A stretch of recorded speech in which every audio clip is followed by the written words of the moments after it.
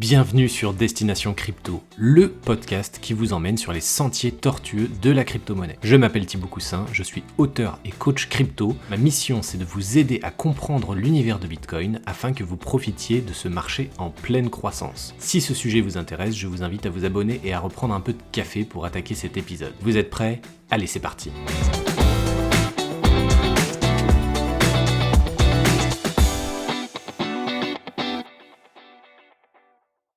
Bonjour à tous, bienvenue dans ce nouvel épisode de podcast. Aujourd'hui, je suis avec Jérémy Bénèche, cofondateur de Liway, une librairie numérique Web3. Alors bonjour Jérémy, merci d'avoir accepté mon invitation. Comment vas-tu ? Bonjour Thibaut, merci beaucoup pour l'invitation, merci beaucoup de me recevoir. Ça va super et toi, comment tu vas ? Ça va très très bien et j'ai hâte de te poser pas mal de questions parce que la librairie numérique, ça va me passionner. Tu sais mieux que personne que j'ai écrit des livres, donc on va pouvoir pas mal échanger. Et petit spoil pour l'audience, cette fois tu vas aussi me poser des questions, donc ça va être cool. Je sais pas encore quelles questions tu vas me poser. L'exercice se fera un peu dans les deux sens, donc ça va être très très cool. Alors avant de commencer, est-ce que tu peux nous parler un peu de ton parcours, nous dire comment l'univers de la blockchain, l'univers de tout ça, cette librairie numérique s'est intégré petit à petit dans ton quotidien ? Ouais, alors moi j'ai fait un parcours d'études vraiment classique, bac S, IUT, école d'ingé généraliste. Et en troisième année, j'ai eu une option entrepreneuriat. Et j'ai toujours été passionné par les livres, par les mangas notamment. Et du coup, l'idée c'était de monter un projet de création d'entreprise. Et je voulais créer, il y a 3 ans du coup, une plateforme visant à améliorer les conditions des mangakas français. Pour plein de raisons, le projet n'a pas pu continuer et en fait, on n'a pas trouvé de véritable solution pour régler les problématiques de ces auteurs-là. Et en fin d'année, en fin d'année d'école, Théophane, donc mon associé aujourd'hui, une personne avec qui je travaille, a découvert la blockchain. Et il m'a parlé du Web3, de toutes les possibilités que ça offrait. Et c'est là qu'on s'est dit que, en fait, c'était la solution. Et donc, notre projet de base est destiné au manga, s'est élargi. Et on s'est dit qu'on allait pouvoir apporter une véritable solution aux problématiques de l'édition. Et donc, la blockchain est dans mon quotidien depuis ce moment-là. Et moi, j'aime beaucoup regarder les applications utilities, etc., surtout dans la culture, comme Pianity, par exemple. Et je trouve plein d'applications ultra pertinentes et j'adore découvrir ces nouveaux projets. Et alors, ça veut dire qu'à partir de ce moment-là, tu as commencé à creuser la tech, tu t'es renseigné sur l'univers du Web3, sur ce que ça peut apporter, les solutions, les réponses à certaines problématiques. C'est l'élément déclencheur, en fait. C'est ça, exactement. Bon, c'est très basé sur la finance dans un premier temps, etc. Il a fallu un peu de temps avant de découvrir des vrais cas d'usage, on va dire. Mais ouais, c'est à partir de ce moment-là. D'accord. Et alors, pourquoi avoir donné un tel nom à cette entreprise ? Et ouais. Alors l'idée, c'est de faire une librairie numérique et on a galéré pour le nom. C'est une galère parce que si tu veux prendre un nom de domaine ou quoi, il y a tout qui est pris. En ce moment, tous les noms, beaucoup de noms étaient pris, donc on a galéré de ouf. Mais notre objectif, c'est de faire une librairie numérique et on veut utiliser le Web3. Donc la première syllabe de librairie, c'est li, la première de Web3, c'est ouais, du coup, Liway. Voilà. Ok, très clair. Et est-ce que tu peux maintenant nous dire quelle est la proposition de valeur? Quel est l'intérêt de Liway? Ok, c'est une librairie numérique, mais qu'est-ce que ça va changer en termes d'usage, en termes d'approche, en termes de modèle économique? Il y a plein de choses à dire, hein, mais la proposition de valeur de Liway, c'est quoi? Alors, je vais essayer d'être court et synthétique. De base, le problème. Le problème, nous, de ce qu'on a vu, c'est que les éditeurs, les auteurs, ils ont un manque à gagner énorme sur le marché du livre d'occasion. Ça représente 800 millions d'euros. C'est énorme chaque année. Et à côté de ça, 90% des auteurs, ils touchent moins que le SMIC. Donc, on a un problème à la fois donc, d'une valeur qui est perdue et, on va dire, d'une rémunération et des conditions de l'auteur qui est compliquée. Donc nous, notre idée, c'était que le numérique pouvait être une solution. Et donc avec Liway, on veut développer une plateforme qui va permettre à toute personne d'acheter, de lire et de revendre des e-books. Alors pourquoi l'e-book? Parce qu'en fait, la revente des e-books aujourd'hui, elle est interdite. Euh, Pourquoi? Parce qu'il faut prouver que lorsqu'on revend une œuvre à quelqu'un, il faut prouver qu'on n'a pas de copie numérique. Et avant de découvrir le Web3, il n'y a aucune solution. Il n'y avait aucune solution pour ça. Or, le Web3, avec les NFT, avec des e-books qui sont certifiés par NFT, on peut du coup certifier que la personne possède ou pas une œuvre.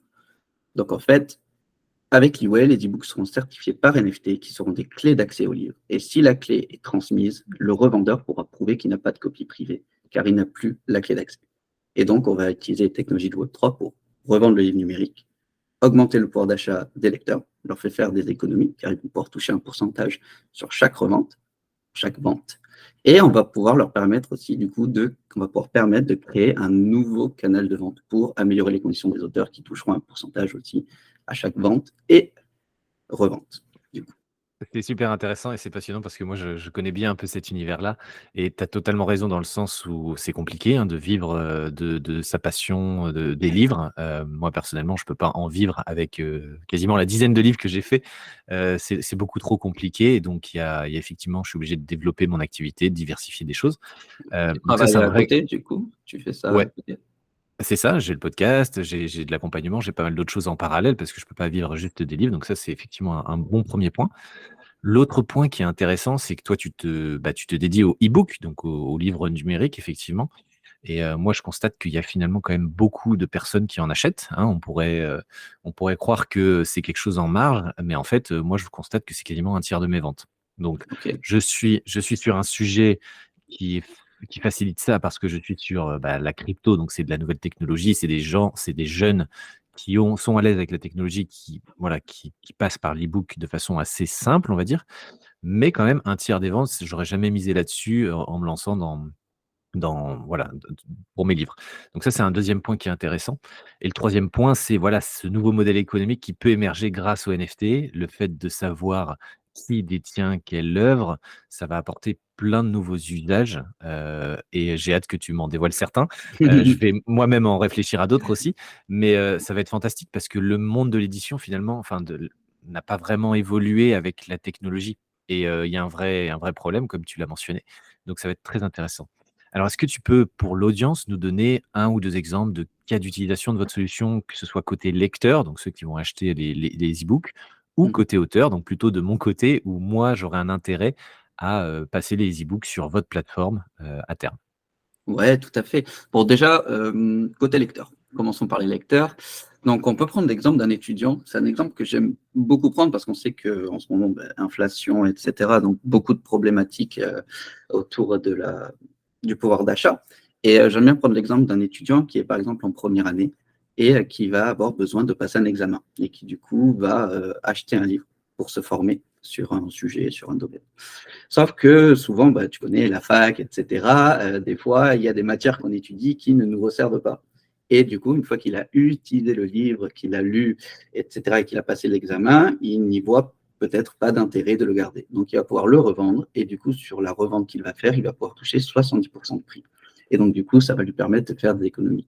Si par exemple, il a acheté un livre 13 euros, qu'il le revend 10 euros, il va toucher du coup 7 euros. Donc, le livre ne lui sera revenu qu'à 6 euros, soit 50% moins cher. C'est un exemple que j'aime beaucoup prendre. Et voilà, donc ça aide les étudiants. Mais du coup, ça s'applique à tout lecteur, évidemment. Enfin, côté du coup côté auteur, si tu as publié un livre, par exemple, en 1000 exemplaires, mais du coup, sur chaque première vente, tu vas pouvoir toucher donc 75% du prix sur chaque première vente. Ça, c'est hors taxe, bien sûr. Et une fois qu'il aura été vendu, tu vas pouvoir toucher une commission sur chaque revente. Et c'est là que c'est intéressant, c'est que tu vas toucher 20% du prix de revente. Alors, le prix de revente sera fixé par le lecteur, mais à chaque fois que ton livre va être échangé sur toute sa vie, on va apporter une vraie seconde vie au livre numérique et à chaque fois qu'il va être échangé, tu vas toucher une rémunération. Donc, en fait, tu vas avoir une rémunération à vie. Ouais, en fait, c'est l'exploitation du marché secondaire qui n'est actuellement pas possible, C'est qui ça. va se développer et qui va permettre, à la fois aux acheteurs de pouvoir les revendre facilement et regagner un peu d'argent. Donc ce qu'ils auraient pu faire, avec un livre broché physique, qu'ils ne peuvent pas faire avec des e-books actuellement parce qu'on ne peut pas les revendre facilement, C'est à ça. cause de la copie, hein, dont tu as mentionné. Et côté, auteur, effectivement, ça permet de toucher des royalties, enfin des commissions à vie sur le livre, sur le marché secondaire, donc c'est super intéressant et C'est moi ça. ça m'intéresse déjà beaucoup, tu vois? Ouais. Parce qu'effectivement, je ne touche que le marché primaire et il y a vraiment qu'à gagner sur le marché secondaire. C'est ça. Et du coup, il y a une autre fonctionnalité qui est très bien pour les auteurs, c'est de pouvoir suivre leurs ventes. Je ne sais pas, toi, par exemple, sur les ventes de tes livres, Comment est-ce que tu peux, on va dire, avoir le suivi? Est-ce que tu as un relevé, par exemple, qui t'est donné un certain mois? Comment ça se passe, toi, pour que tu puisses suivre tes ventes? Alors moi, j'ai deux livres. J'ai un livre en édition classique avec un éditeur, donc là, à l'ancienne, si je puis dire, et j'ai 8 autres livres qui sont en auto-édition, où là, bah, c'est moi qui ai fait tout de A à Z et où je passe par des plateformes, en ligne. Donc j'ai les e-books, j'ai les formats brochés aussi, mais globalement, j'ai 2 processus distincts. Donc pour le côté éditeur classique, on est un peu ancienne école, ça prend du temps et j'ai pas de tableau de bord de suivi des ventes. Je peux éventuellement appeler l'éditeur de temps en temps pour faire un petit suivi. Mais par exemple, le livre que j'ai sorti avec eux en septembre 2022, j'ai une estimation des ventes, mais c'est tout, quoi. Et c'est au bout d'un an qu'on fait une estimation des commissions et que je commence à toucher de l'argent dessus. Donc ça permet aussi aux gens de se rendre compte, ceux qui écoutent dans l'audience, quand on fait un livre en passant par un éditeur classique, entre le temps où j'ai commencé à écrire le livre, c'est-à-dire, je pense que ça devait être en fin 2021 et le temps où je touche les premiers euros de ce livre, il se passe quasiment 2 ans. Donc il faut avoir soit de la trésor, soit il faut avoir un roulement en termes de livres. Enfin, c'est très complexe comme organisation pour, d'être auteur et d'en vivre. Contrairement à l'auto-édition, où là j'ai 8 autres livres, où, en fait, on peut toucher, les commissions 2 mois après les premières ventes. Donc c'est très rapide et le processus de mise en ligne est aussi très rapide. C'est Donc, ça. on va dire que j'ai pas de suivi, quasiment très peu de suivi, via l'édition classique, où j'ai un interlocuteur qui peut me donner quelques informations, mais c'est pas du tout du temps réel. Contrairement à de l'auto-édition, où là, par contre, j'ai des tableaux de bord avec, des ventes à 24 heures près et des commissions qui tombent 2 mois après. Donc ça, c'est quand même très, très cool. Ça permet d'avoir quand même un suivi très correct. Mais voilà, l'auto-édition a aussi d'autres problèmes, c'est-à-dire que vous n'êtes pas présent en boutique physique, enfin voilà, il y a d'autres choses qui fait que l'édition classique a des avantages, l'auto-édition a d'autres avantages. Mais en termes de tableau de bord, il y a que l'auto-édition qui, on va dire un peu, qui me permet vraiment de suivre ça au quotidien. D'accord. Parce qu'en fait, tout simplement, tu peux imaginer que nous, du coup, on va utiliser smart contracts et ces smart contracts vont permettre une rémunération instantanée. Tout de suite, dès qu'il y aura eu la vente, tu toucheras la commission. Et à côté de ça, vu que la commission, elle sera instantanée et que tu peux suivre avec la blockchain, on va pouvoir faire un tableau de bord qui, du coup, te permettra d'avoir un accès en temps réel aux ventes, aux données. Alors, il y aura peut-être 1 heure ou 2 de temps d'actualiser, etc., le temps que les transactions se fassent. Je t'avoue que bon, je veux pas dire que ça sera fait dans la seconde, mais ce sera ultra rapide et tu auras vraiment une vraie vision sur les performances de tes livres. En fait, tu l'édition classique qui prend à peu près 2 ans pour toucher de l'argent. Tu as l'auto-édition, actuelle qui prend à peu près 2 mois entre la vente et la rémunération et avec vous, grosso modo, c'est 24 heures max, quoi. Enfin, c'est vraiment ça se compte en heures C'est ça. et ça, c'est super important et ça permet aussi d'avoir un meilleur suivi aussi potentiellement de sa communauté. Exactement. Alors, on a des adresses en face, on n'a pas forcément des noms, des identités, ça heureusement, mais par contre, on sait qu'une personne l'a acheté, qui la détient et on peut actionner sans doute certains leviers, j'imagine. Ouais, tout à fait. La blockchain, donc, elle te permet, comme tu l'as dit, d'avoir la liste pseudonyme seulement, et donc de permettre à l'auteur de mieux connaître son audience. Et elle permet de faire vraiment un lien direct entre l'auteur et ses lecteurs. Et à partir de là, on peut imaginer énormément de coûts marketing pour l'auteur. C'est-à-dire que l'auteur, il va pouvoir beaucoup mieux gérer sa communauté autant qu'il veut. Nous, on va juste lui donner des outils, lui donner des listes, etc. Et ensuite, ça sera à lui de bien gérer sa communauté pour pouvoir ensuite bien promouvoir ses livres. Et il y a un exemple que j'aime bien donner également, c'est que, par exemple, l'auteur, il pourra offrir à tous les possesseurs d'un tome 1 des exemplaires du tome 2 en lui proposant soit des réductions, soit des avant-premières, soit potentiellement des espaces de co-création également. Il y a tout un tas de choses qu'un auteur peut mettre en place grâce à cette fonctionnalité de pouvoir retrouver ses lecteurs.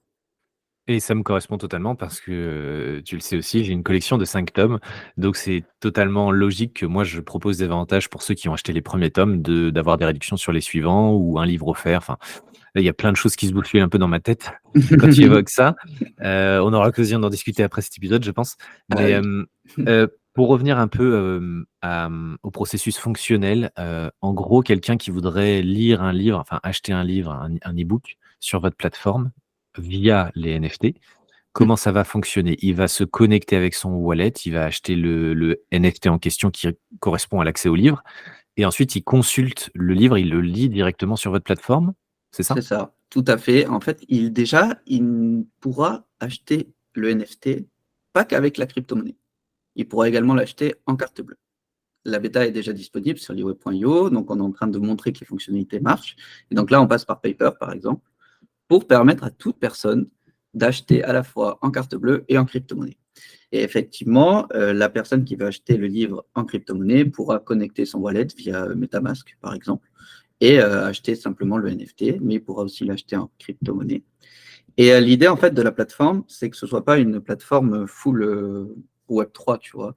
L'idée, c'est que ce soit un peu Web 2.5, c'est-à-dire qu'elle sera très ergonomique, très simple d'utilisation pour le grand public. Et il y aura des possibilités, évidemment, hein, pour toutes les personnes qui aiment le Web3, qui veulent jouer peut-être, je ne sais pas moi, sur la spéculation des livres, etc. Ça, il y aura toujours ça, mais ce sera un peu caché à côté, on va dire, du fait que toute personne qui veut acheter et lire un livre, c'est comme une plateforme classique. C'est, voilà, j'achète, je paye en carte bleue, je lis mon livre et ensuite je le revends. Ça, ce sera le plus ergonomique possible. Et du coup, évidemment, le NFT, lui, il ne donnera pas que accès au livre. Évidemment, tu pourras lire, mais tu pourras également bénéficier d'énormément de récompenses que l'auteur pourra mettre en place. Ce sera vraiment, en fait, l'e-book sera plus qu'un e-book. Ce sera un accès à plein de récompenses et à toute une communauté. Et on est d'accord que si on paye en CB, on détient quand même le NFT, c'est-à-dire qu'on va devoir créer Bien un sûr. wallet quelque part, OK. Et alors, non, on ne va pas avoir besoin de créer son wallet. C'est-à-dire que toute personne qui va se connecter aura un wallet interne Liweb. Et donc, du coup, le NFT sera stocké sur le wallet interne Liweb.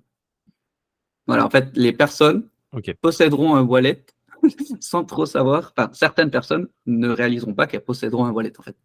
Et c'est ça qui est ultra intéressant. L'idée, c'est évidemment pas de cacher des choses aux gens. L'idée, c'est de les faire utiliser les technologies du Web3 et tout ce que ça apporte, sans qu'il y ait de barrière à l'entrée avec tous les termes anglophones et des procédés qui sont compliqués. OK, c'est très clair et en termes d'avantages, est-ce que c'est uniquement une relation auteur-lecteur ou est-ce que le fait de détenir un NFT via votre plateforme donne aussi des avantages sur l'e-way, des flash sales, enfin je sais pas, d'autres avantages en plus que simplement le auteur-lecteur? Oui, en fait, il y a beaucoup de cas d'utilité pour le token. Pour un token, en fait, on va y avoir un token Liway. Et donc, en fait, ce token va permettre à toutes les personnes d'être récompensées pour leur lecture, par exemple.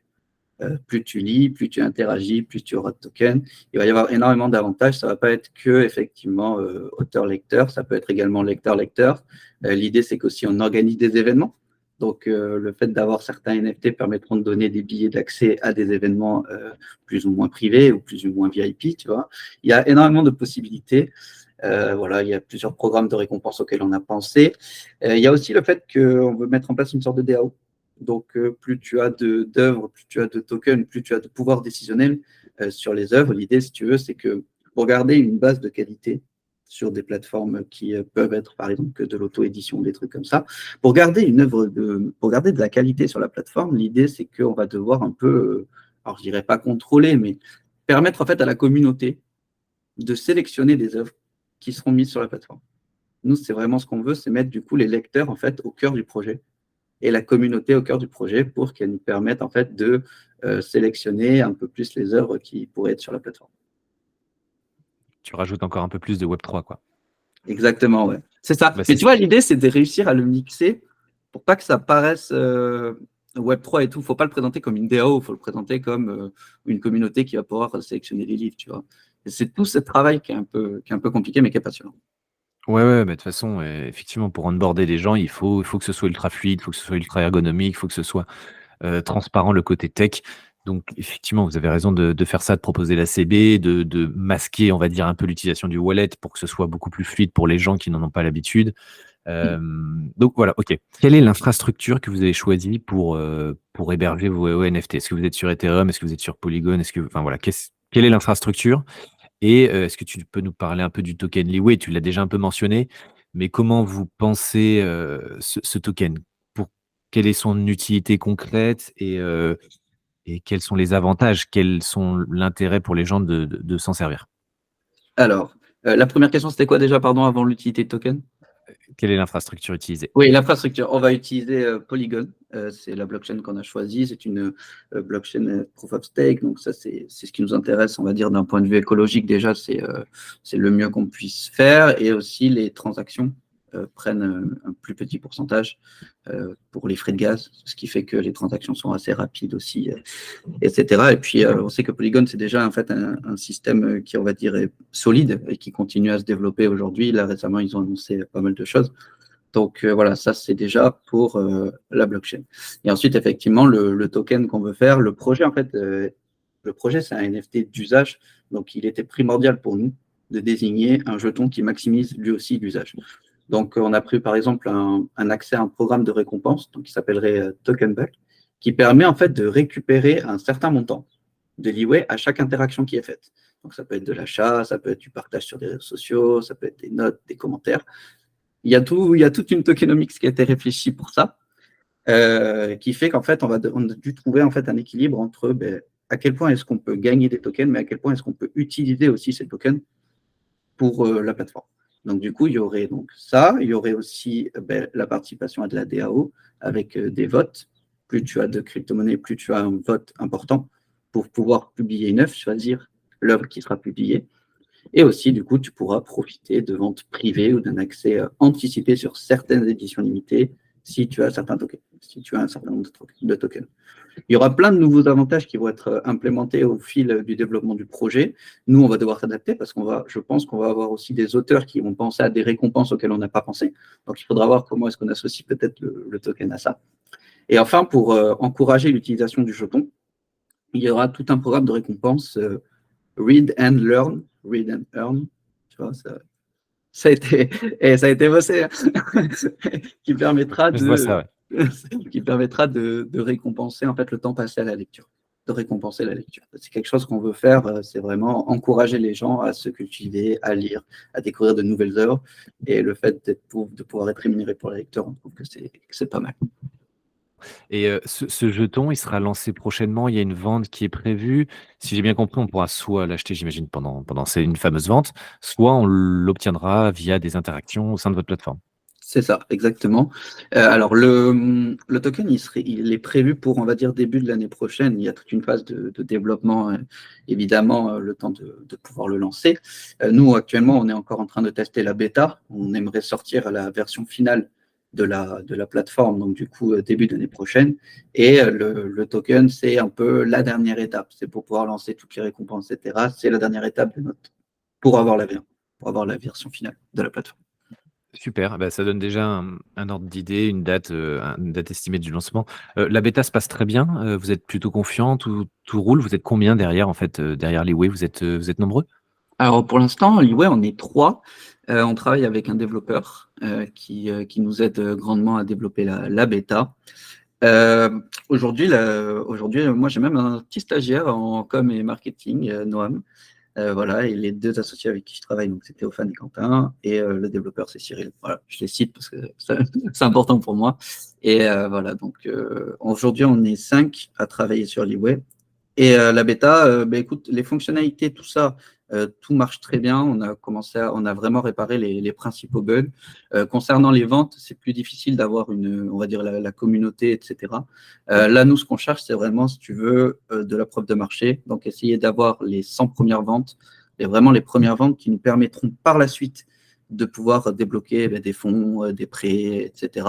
Ça va nous permettre en fait de totalement convaincre les investisseurs. Bon, on a déjà des financements qui sont en cours, etc. Mais en fait, avoir ces 100 premières ventes, pour nous, ce serait vraiment un coup de boost, une accélération géniale.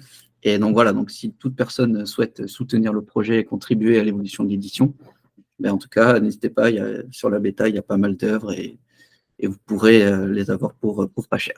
Donc voilà. D'accord, OK, très bien. Bah, moi, j'hésiterai pas à potentiellement rajouter les miens, hein, on en discutera après.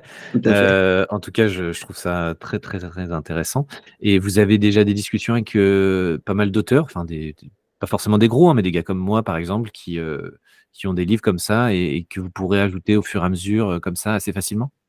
Ouais, tout à fait. Alors, il faut savoir que la bêta, là, actuellement, il y a 3 fonctionnalités qui sont disponibles. Donc, c'est l'achat, la lecture et le transfert en fait, du NFT sur son wallet pour pouvoir le revendre sur une plateforme extérieure comme OpenSea, par exemple. Et la prochaine fonctionnalité que nous allons rajouter, c'est la publication pour tout auteur. Tout auteur pourra créer un compte et publier son œuvre. Nous allons la rajouter d'ici 1 à 2 mois, grand max. D'ici 1 mois, je pense que ça pourrait se faire. Je ne m'avance pas trop, sinon mon développeur va me tomber dessus. Mais, voilà, on essaye de préparer ça. Et donc, du coup, pour préparer la publication des auteurs, etc., on commence à communiquer, voilà, à parler avec pas mal d'auteurs comme toi, par exemple. Sur Facebook, on est suivi par 1000 personnes, et parmi ces 1000 personnes, enfin, pardon, 900 et quelques personnes, mais parmi tout ça, il y a 500 à 700 auteurs. Donc, c'est pas mal d'auto-édition qui nous suivent. On est en contact direct avec quelques éditeurs qui aimeraient tester la plateforme, mais qui attendent justement cette première preuve de marché ou cette première communauté autour de nous pour pour nous permettre de publier. Et en fait, récemment, on s'est inscrit sur le réseau Divicom, qui permet d'avoir accès donc aux éditeurs, etc. Et on a déjà 1 ou 2 éditeurs qui nous ont proposé leur catalogue. Donc voilà, on a aussi un entrepreneur récemment qui a recommandé Liway en fait à tous ses auteurs et qui a dit, écoutez, moi je propose une solution pour les auteurs, je ne peux pas dire quoi, mais moi je propose une solution pour les auteurs et en fait, je vais mettre tous mes auteurs chez vous. Donc ça aussi c'est cool, ça représente 150, 200 auteurs, donc on a pas mal d'auteurs qui pourraient potentiellement venir, donc on commence à avoir une petite base, on est curieux et impatient de voir ce que nous réserve la suite et on va donc développe la solution pour ça, pour la suite. Bah, c'est prometteur, c'est cool. Il y a une belle dynamique et puis ça va se débloquer au fur et à mesure. Moi, je suis très intrigué, je vais aller jeter un œil. Donc bien sûr, tous les liens qui sont utiles à cette conversation, tu me les transmettras, je les mettrai en description de l'épisode. Si des personnes dans l'audience veulent vraiment suivre votre activité parce qu'ils sont, super intéressés par ce que vous proposez, c'est quoi la porte d'entrée la plus simple pour vous suivre? Alors la porte d'entrée la plus simple, c'est alors il y a Twitter, bien sûr, nous suivre sur les réseaux sociaux, Twitter et Instagram, ce sont nos principaux. Si vous voulez vraiment être au cœur du projet et vraiment suivre au mieux son évolution, je propose de rejoindre le Discord. C'est là-dessus que tout se passe, c'est là-dessus qu'on fait toutes les annonces en premier, c'est là-dessus que la communauté va grandir. Donc voilà, je propose d'aller sur le Discord. Est-ce que tu as une dernière chose à rajouter, à partager à l'audience? Comme d'habitude, tu as les 2-3 minutes de carte blanche. Ok, super, merci. Déjà, merci beaucoup pour l'échange. C'était ultra, ultra intéressant. Oui, une dernière chose à partager, voilà, comme j'ai dit, on a besoin de pas mal de soutien pour pouvoir continuer à développer cette plateforme. On a des gens qui attendent que ça, c'est d'être publié. Nous, on attend que ça, c'est de pouvoir transmettre toutes leurs œuvres, les faire connaître à toute une communauté et la construire ensemble. Donc voilà, une petite exclusivité du coup, on va sortir la collection, la deuxième collection. On a sorti une première collection basée sur des œuvres françaises. Là, dans une semaine, pas dans une semaine, dans quelques jours, le 21, on sort une deuxième collection. Une collection anglophone, d'œuvres qui du coup sont également libres de droit, mais qui ont du coup qui ont été retravaillées avec des couvertures exclusives qui seront disponibles en plusieurs éditions limitées. Voilà, on commence à avoir quelques personnes qui suivent, donc ça risque de partir vite. En tout cas, on espère. Il y aura une collection avec pas mal de styles différents. Donc voilà, les couvertures et les œuvres, elles seront dévoilées au fur et à mesure. Il y en a sûrement certaines qui, au moment où cette date est au moment où ce podcast est diffusé, qui sont déjà visibles. Donc voilà, restez connectés. Une deuxième collection arrive très vite. Et merci beaucoup Thibaut pour cet échange. C'était génial. Ah bah, merci à toi. Effectivement, l'épisode sera diffusé le 19 juin et tu parles d'une sortie du coup le 21 juin. Donc n'hésitez pas à vous rapprocher de Liway. N'hésitez pas aussi à me suivre sur Twitter parce qu'il y aura sans doute une petite surprise à cette date-là aussi. On aime bien organiser des choses et offrir des choses à la communauté. Donc vu qu'on est en phase avec Jérémy, il y aura sans doute des petites surprises. Donc voilà, c'était un vrai plaisir. Est-ce que tu as une dernière question à me poser, hein? Parce que je te pose une dernière question, mais tu peux aussi m'en poser une si tu veux. Une dernière question, oui. Qu'est-ce qui t'intéresse le plus dans Liway et comment te vois-tu travailler avec Liway? Bah, moi, à chaud, là, ce que je vois, c'est déjà le marché secondaire, tu l'as mentionné, c'est très intéressant pour pérenniser un peu l'activité. Et après, le second axe qui m'intéresse beaucoup, c'est surtout de pouvoir développer des leviers avec une communauté, avec mes lecteurs que je ne connais pas du tout. Les gens qui achètent mes livres, ils sont sur internet et à part des commentaires, des avis positifs, ou négatifs, ça arrive, c'est difficile d'interagir avec eux. Donc là, l'avantage, c'est qu'avec des NFT, on peut développer visiblement des leviers intéressants pour donner des avantages. Et c'est ça le Web3. Moi, j'adore le Web3. Mais actuellement, le livre ne me permet pas vraiment de faire du Web3. Et j'ai longtemps recherché des solutions pour ça. Et Liway a l'air de proposer justement des axes qui pourraient me permettre de développer ça avec ma communauté. Donc c'est vraiment essentiellement ça, parce que le marché secondaire, c'est bien pour l'activité, c'est bien Mmh. pour la rémunération et tout ça, pour pérenniser l'activité. Mais ce qui va vraiment ajouter un vrai plus pour moi, je pense, avec mon audience, c'est ça, c'est ce côté NFT communautaire auquel je pourrais proposer des choses. C'est OK, ça qui me plaît super. le plus derrière Super, votre bah, plateforme. avec Discord, on essaiera de bien faire en sorte que tu puisses avoir accès à tes lecteurs sur le Discord. C'est Ouais, cool. bah, je pense qu'on n'a pas fini d'échanger ensemble. Merci Jérémy, c'était passionnant. Je pense qu'il y a pas mal de gens dans l'audience qui sont soit lecteurs, soit auteurs, soit éditeurs. Enfin, il y a forcément des gens qui se retrouvent un peu dans ce discours-là. Je pense que tout le monde lit au moins quelques livres chaque année. Donc bravo. Et puis moi, je te dis bonne continuation et à très bientôt pour de nouveaux échanges. Salut Jérémy. Merci beaucoup, à très vite.